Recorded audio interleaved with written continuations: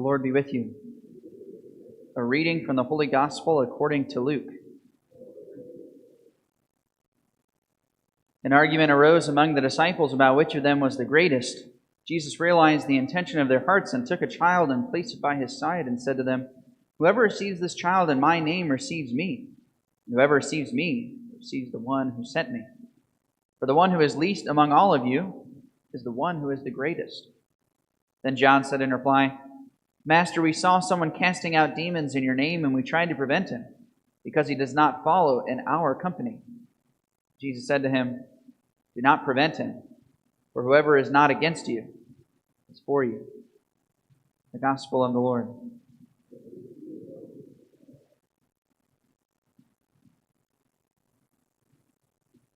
Everything happens for a reason. How many of you believe that? All right, about half the people in the church a little bit unsure. Okay. Did you know that the church actually does not teach that everything happens for a reason? When we read the story of the book of Job, questions like that are obviously asked by us when we hear this story. Does everything happen for a reason? At our high school Bible study last night, a couple of high schoolers mentioned that, talking about our readings from the prophet Isaiah. Or actually, no, I think it was from Philippians we were talking about.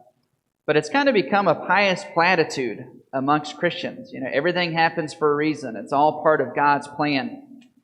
Every once in a while, I'll be with a family in a tragic situation, maybe a miscarriage or something like that, and someone will say something like that.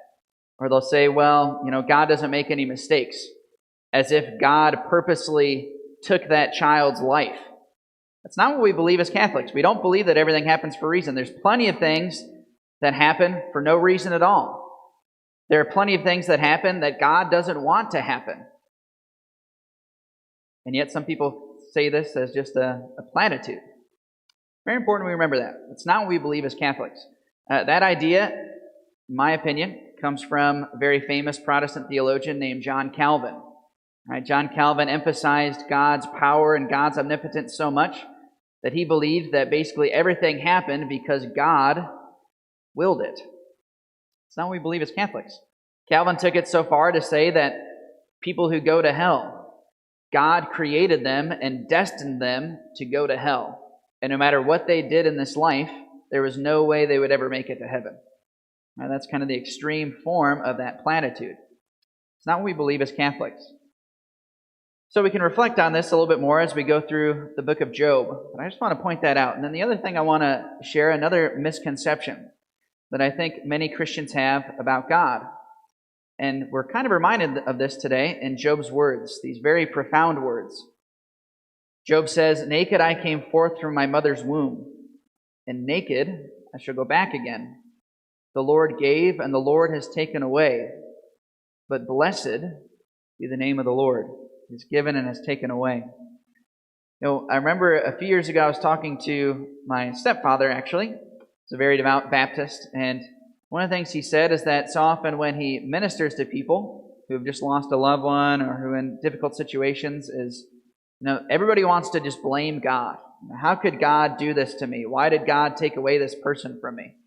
Again, it's kind of that idea. Everything happens for a reason. People just assume that God is up in heaven just willing terrible things for us, taking things away. I remember one of the things that my stepdad said. He said, you know, everybody just wants to be angry at God, but people don't take the time to think about what a gift it was that God gave them this person in their life in the first place. I mean, the reality is that death comes for all of us, and some lives are shorter than others. But at the end of the day, none of us merits our existence. None of us merits the life that we've been given.